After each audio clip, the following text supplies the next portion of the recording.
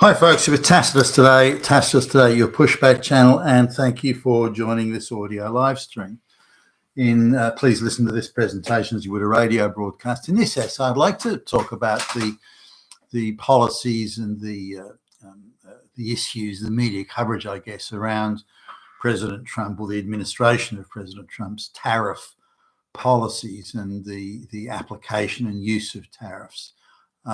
For trade amongst some things, but also for things like getting countries to accept deportations they otherwise wouldn't accept.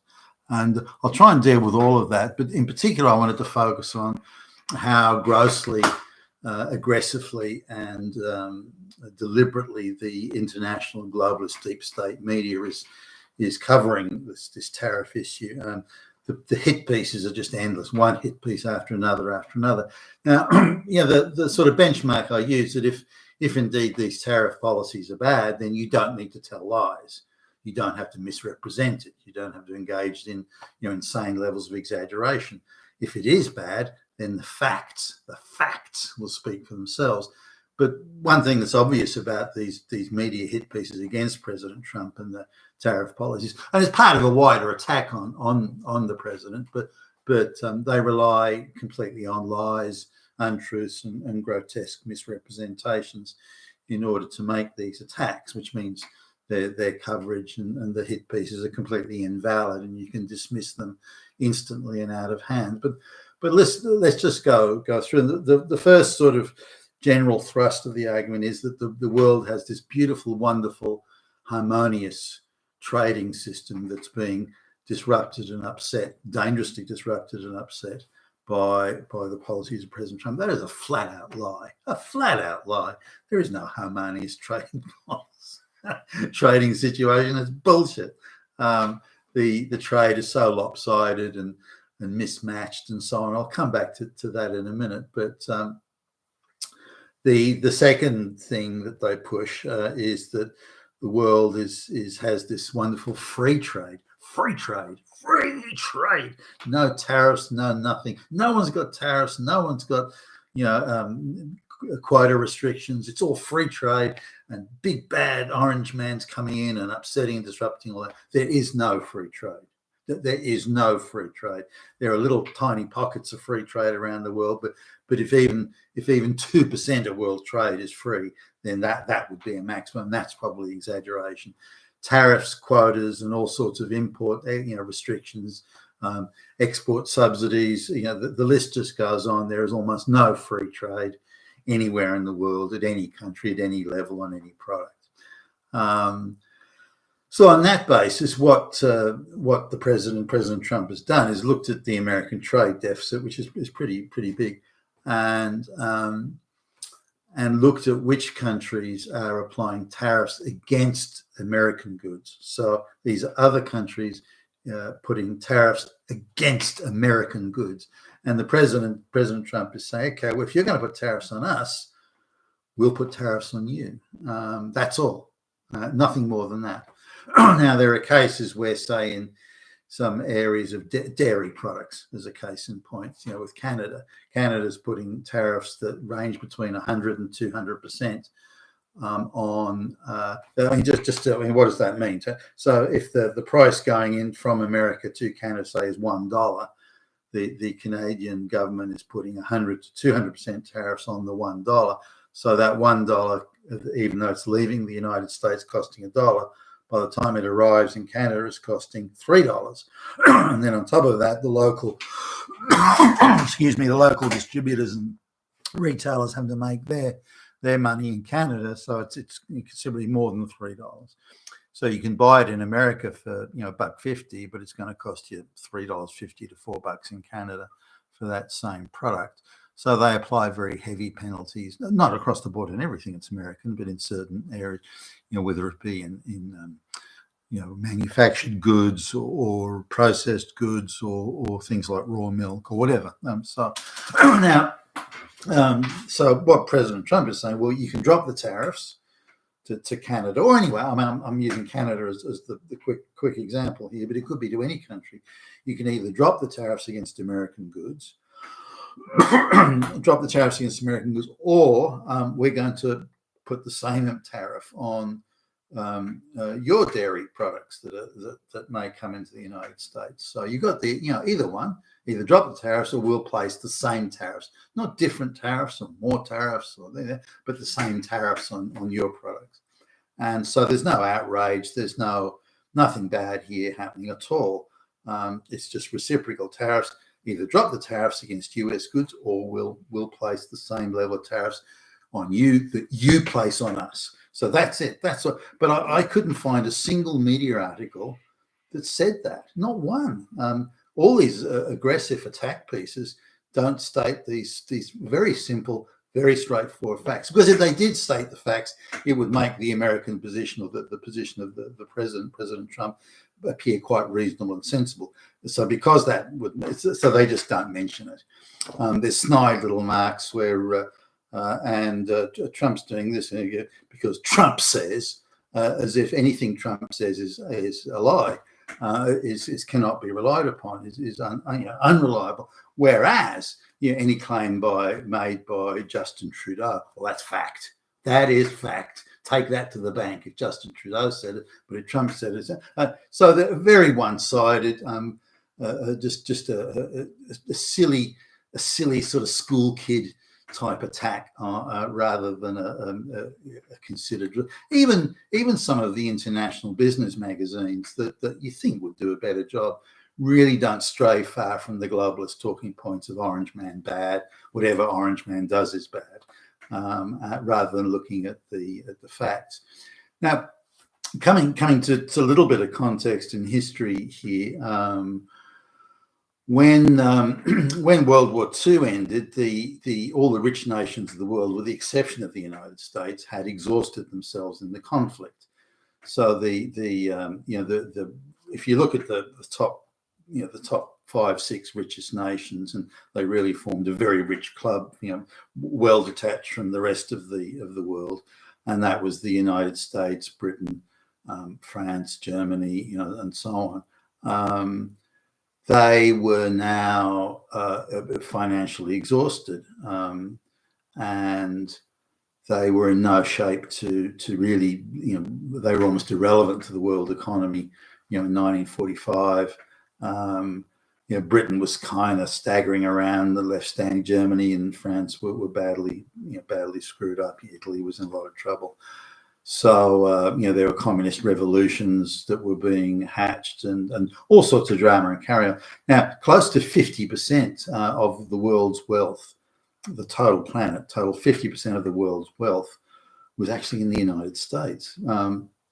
So America wasn't just the richest country; it was towering head and shoulders above all the others.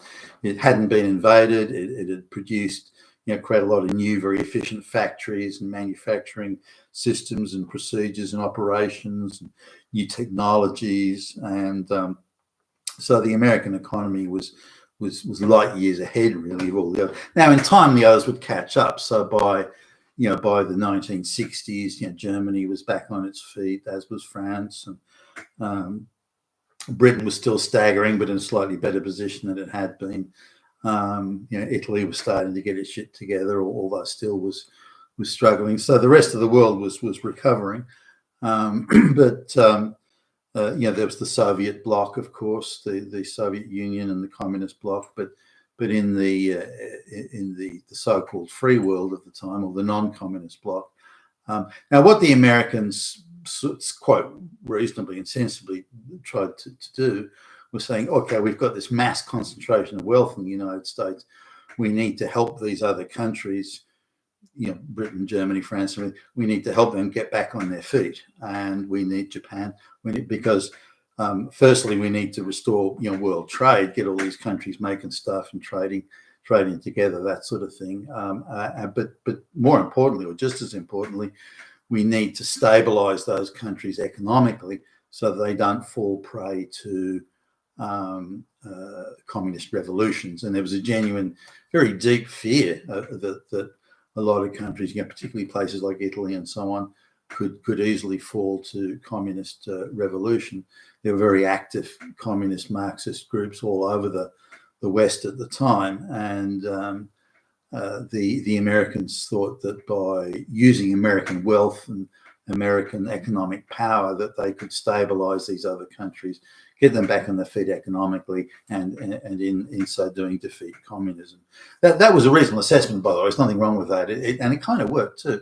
But the Americans didn't stop that policy. They continued to see their economic might as a powerful influence all around the world to get other countries to do what they wanted, and that stayed in place.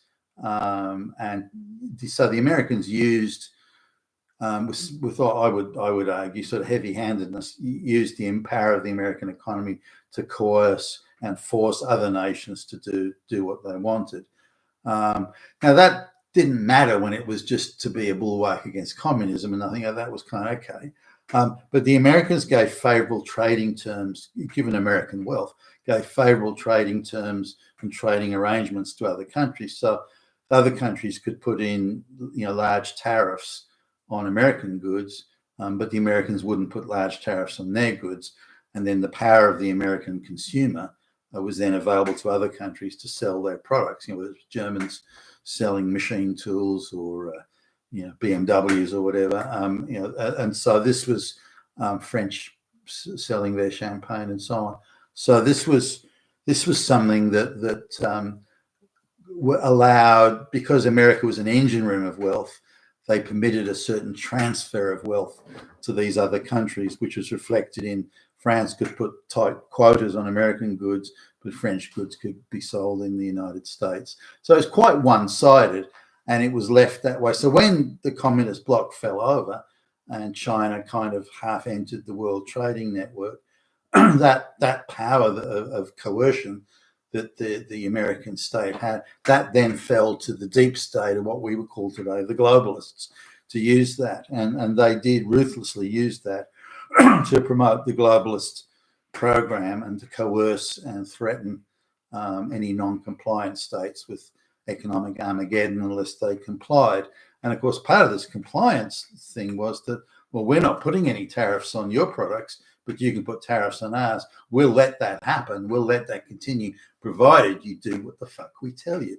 And so we want lots of black lesbians in parliament, and we want lots of transgender this. We want gay pride marches down the main street. We want all that sort of stuff. This was how the deep state used American economic power to inflict ideological, cultural sort of issues onto all these other countries. Australia was included and so on. Now, what President Trump is doing is saying, well, the Americans, using the American trade deficit and so on as a tool of globalist power, again, to force all countries to have gay pride marches and so on. This is going to stop. And if you have tariffs on our goods, on American goods, we're going to put tariffs on your goods. Now, this rebalancing of the trade so that America is now not the engine room to force globalist deep state policies on other countries, that will inflict or create a huge dynamic shift in power, distribution of power, distribution of economic power. But more importantly, it'll remove many of the tools that the deep state was using via the American economy to coerce and slap around other countries. You better do this or else. And I saw this firsthand with a very small Caribbean island nation where they were told that if you don't do what this is in a trade thing, and I was sitting next talking to the guy on a plane flight from, I don't know, was it New York to Texas or something, where he was still a little bewildered, this guy, and I've mentioned this in other videos. He said, we want to talk about trade, but all the American trade people did was say, you've got to set up divorce courts, you've got to have child support, you've got to have gay, lesbian counseling centers, you've got to, all of it was sort of ideological, cultural stuff, and they didn't talk about trade at all, other than to threaten the island. If you don't do what we want, if you don't have gay, lesbian marches down the main street, we'll make sure no cruise ships stop at the island anymore. We'll stop buying your sugar at inflated prices, and so on and so forth. Your economy will be ruined, flattened, if you don't do what we say. And we say, gay lesbian marches down the main street. So this was and the guy was quite bewildered by it. He said, so I thought we were going to talk about trade. And he still seemed quite stunned as he was telling me about it on the plane. So this is a major shift. That means the devices and tools and coercive tools that the American economy had at its disposal, once these tariffs are rebalanced, that power will go away. And not only will the trading situation change, but the power, so the ability of the American state to coerce others into, again, you're having gay pride marches down the main street. Those tools, the threats of tariffs or removal of tariffs, that'll all be gone. And that'll create, I think, an interesting cultural shift where America won't be able, through the deep state control of America, they won't be able to project the sort of cultural power and the coercions that they previously had. So the idea of rebalancing these if you put 100% tariff on us, we'll put 100% tariff on you. Nothing unreasonable about that, but it will have a major change and shift in the coercive powers of the deep state within the United States. You've been at Tacitus today, your pushback channel. Thank you for listening.